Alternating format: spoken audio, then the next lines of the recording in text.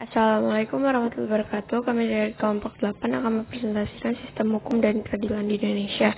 Sebelum kami memulai, kami akan menampilkan video berikut ini. Kami dari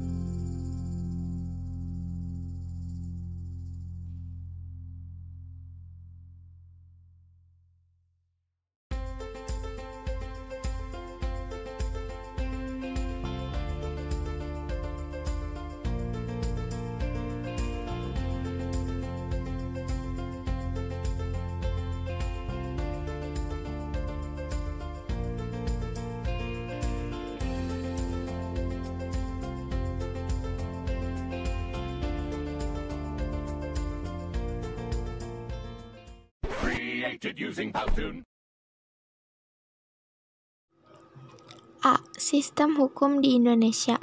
1. Makna dan karakteristik hukum. Hukum merupakan aturan, tata tertib, dan kaidah hidup. Di dalam hukum terdapat beberapa unsur, diantaranya A. Peraturan mengenai tingkah laku manusia dalam pergaulan masyarakat. B. Peraturan itu dibuat dan ditetapkan oleh badan-badan resmi yang berwajib. C. Peraturan itu bersifat memaksa. D. Sanksi terhadap pelanggaran peraturan tersebut adalah tegas. Menurut pendapat Van Apeldoorn, bahwa definisi tentang hukum adalah sangat sulit untuk dibuat karena tidak mungkin untuk mengadakannya sesuai kenyataan. Adapun yang menjadi karakteristik dari hukum adalah adanya perintah dan larangan. Tugas ketentuan hukum. 1. Menjamin kepastian hukum bagi setiap orang di dalam masyarakat. 2. Menjamin ketertiban, ketentraman, kedamaian, keadilan, kemakmuran, kebahagiaan, dan kebenaran. 3. Menjaga jangan sampai terjadi perbuatan main hakim sendiri dalam pergaulan masyarakat. 1. Penggolongan hukum. A. Berdasarkan sumbernya. 1. Hukum undang-undang. Hukum yang tercantum dalam peraturan perundang-undangan. 2. Hukum kebiasaan. Hukum yang terletak dalam aturan-aturan kebiasaan. 3. Hukum traktat. Hukum yang ditetapkan oleh negara-negara di dalam suatu perjanjian antar negara atau traktat. 4. Hukum jurisprudensi. Hukum yang terbentuk karena keputusan hakim. B. Berdasarkan tempat berlakunya. 1. Hukum nasional. Hukum yang berlaku dalam wilayah suatu negara tertentu. 2. Hukum internasional. Hukum yang mengatur hubungan hukum antar negara dalam dunia internasional. 3. Hukum asing. Hukum yang berlaku dalam wilayah negara lain. 4. Hukum gereja. kumpulan-kumpulan norma yang ditetapkan oleh gereja untuk para anggotanya. C. Berdasarkan bentuknya. A. Hukum tertulis. A. Hukum tertulis yang dikodifikasikan, hukum yang disusun secara lengkap, sistematis, teratur, dan dibukukan sehingga tidak perlu lagi peraturan pelaksanaan. B.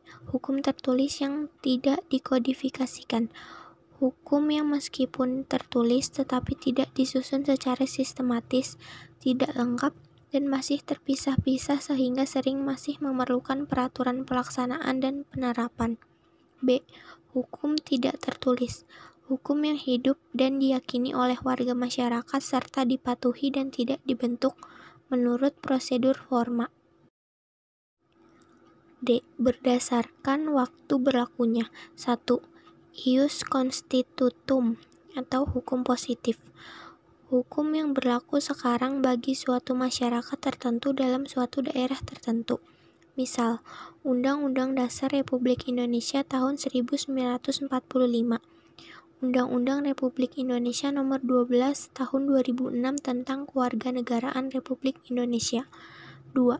Ius constituendum atau hukum negatif. Hukum yang diharapkan berlaku pada waktu yang akan datang, misal rancangan undang-undang. E. Berdasarkan cara mempertahankannya. Yang pertama, hukum material, hukum yang mengatur hubungan antara anggota masyarakat yang berlaku umum tentang hal-hal yang dilarang dan dibolehkan untuk dilakukan. Misal hukum pidana, hukum perdataan, hukum dagang, dan lain-lainnya. Kedua, hukum formal, hukum yang mengatur bagaimana cara mempertahankan, melaksanakan hukum material, misal hukum acara pidana atau KUHP, hukum acara perdata, dan sebagainya. F. Berdasarkan sifatnya dibagi menjadi dua. Ada hukum yang memaksa, yaitu hukum yang dalam keadaan bagaimanapun juga harus dan mempunyai paksaan mutlak. Contohnya, melakukan pembunuhan, maka sanksinya secara paksa wajib dilaksanakan. Yang kedua, hukum yang mengatur. Hukum yang mengatur hubungan antar individu yang baru berlaku apabila yang bersangkutan tidak menggunakan alternatif lain. Misalnya, ketentuan dalam pewarisan habitesto atau pewarisan berdasarkan undang-undang baru mungkin bisa dilaksanakan jika tidak ada surat wasiat atau testamen. G. Berdasarkan wujudnya. 1. Hukum objektif, yaitu hukum yang mengatur hubungan antara dua orang atau lebih yang berlaku umum. 2. Hukum subjektif, hukum yang timbal dari hukum objektif dan berlaku terhadap seorang atau lebih. Berdasarkan isinya. Yang pertama, hukum publik atau hukum yang mengatur hubungan antara negara dengan individunya. Hukum publik dibagi menjadi 4. Ada hukum pidana, yaitu mengatur tentang pelanggaran dan kejahatan, memuat larangan dan sanksi. B. Hukum tata negara, mengatur hubungan antara negara dengan bagian-bagiannya. C. Hukum tata usaha negara, yaitu mengatur tugas kewajiban pejabat negara. D. Hukum internasional, mengatur hubungan antar negara seperti hukum perjanjian internasional, hukum perang internasional. Lalu yang kedua ada hukum privat atau sivil, hukum yang mengatur hubungan antar individu satu dengan lainnya. Hukum privat atau sipil dibagi menjadi 2. Ada A. Hukum perdataan, hukum yang mengatur hubungan antar individu secara umum, contohnya hukum keluarga. B. Hukum perniagaan, hukum yang mengatur hubungan antar individu dalam perdagangan, contoh hukum tentang jual beli. 2. Tata hukum di Indonesia. Tata hukum Indonesia ditetapkan oleh masyarakat hukum.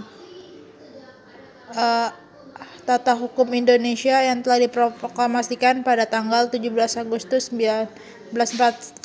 Hal tersebut dapat dilihat dalam pernyataan berikut. A. Proklamasi kemerdekaan. Kami, bangsa Indonesia, dengan ini menyatakan kemerdekaan Indonesia. B. Pembukaan Undang-Undang Dasar Negara Republik Indonesia tahun 1945. Atas berkat rahmat Allah yang Maha Kuasa dan dengan didorongkan oleh keinginan luhur supaya berkebangsaan yang bebas, maka rakyat Indonesia menyatakan dengan ini kemerdekaannya. Kemudian daripada itu disusunlah kemerdekaan kebangsaan Indonesia itu dalam suatu undang-undang dasar negara Indonesia yang terbentuk dalam suatu susunan negara Republik Indonesia yang berkedaulatan rakyat dengan berdasarkan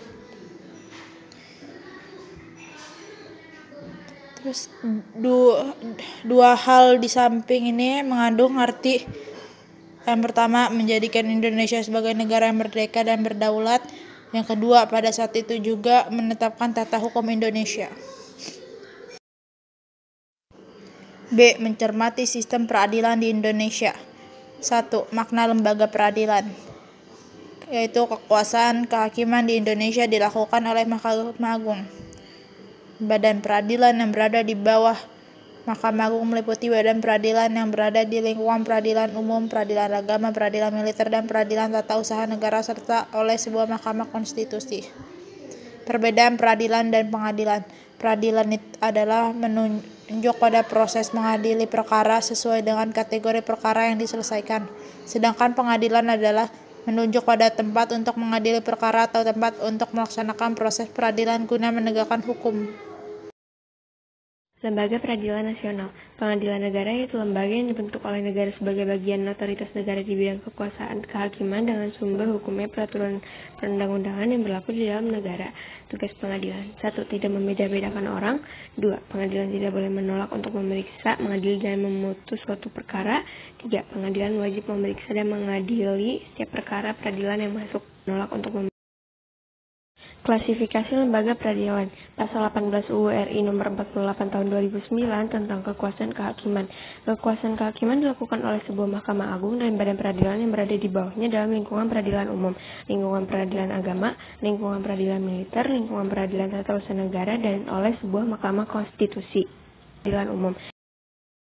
Badan Peradilan Nasional dapat diklasifikasikan sebagai berikut. A. Lembaga peradilan di bawah Mahkamah Agung. 1. Peradilan umum. 2. Peradilan agama. 3. Peradilan militer. 4. Peradilan tata usaha. B. Mahkamah Konstitusi. Kompetensi sebuah lembaga peradilan. 1. Kompetensi relatif. 2. Kompetensi absolut. Kompetensi relatif kompetensi yang berkaitan dengan tugas dan wewenang untuk mengadili suatu perkara. Kompetensi absolut kompetensi yang berkaitan dengan wilayah hukum atau wilayah tugas suatu badan peradilan. Kompetensi 3. Perangkat lembaga peradilan. A. Peradilan umum. 1. Pengadilan negeri. 2. Pengadilan tinggi. B. Peradilan agama. 1. Pengadilan agama. 2. Pengadilan tinggi agama. C. Peradilan militer. D. Peradilan tata usaha negara. 1. Pengadilan tata usaha negara. 2. Pengadilan tinggi tata usaha negara. Mahkamah Konstitusi. D. Peradilan. 4. Tingkatan lembaga pengadilan. A. Pengadilan tingkat pertama atau pengadilan negeri. Fungsi pengadilan tingkat pertama adalah memeriksa tentang sah atau tidaknya penangkapan atau penahan yang diajukan oleh tersangka. B. Pengadilan tingkat kedua. Pengadilan tingkat kedua disebut juga pengadilan tinggi yang dibentuk dengan undang-undang. Daerah hukum pengadilan tinggi pada dasarnya meliputi satu provinsi. C. Kasasi oleh Mahkamah Agung. Mahkamah Agung berkedudukan sebagai puncak semua peradilan dan sebagai pengadilan tertinggi untuk semua lingkungan peradilan dan memberi pimpinan kepada pengadilan-pengadilan yang bersangkutan. Puncak semua. 5. Peran lembaga peradilan. A. Lingkungan peradilan umum. B. Lingkungan peradilan agama.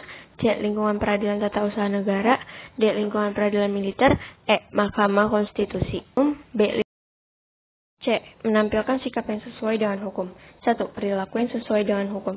Ciri-ciri seseorang yang berperilaku sesuai dengan hukum yang berlaku dapat dilihat dari perilaku yang diperbuatnya seperti A. Disenangi oleh masyarakat pada umumnya. B. Tidak menimbulkan kerugian bagi diri sendiri dan orang lain.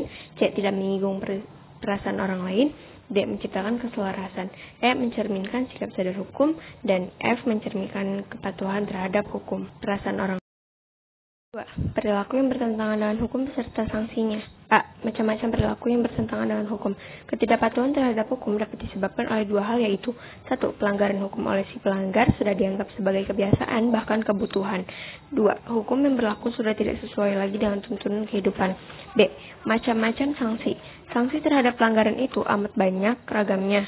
Misalnya sanksi hukum, sanksi sosial, dan sanksi psikologis. Sifat dan jenis sanksi dari setiap norma atau hukum berbeda satu sama lain. Akan tetapi dari segi tujuannya sama, yaitu untuk mewujudkan ketertiban dalam masyarakat. Dari setiap norma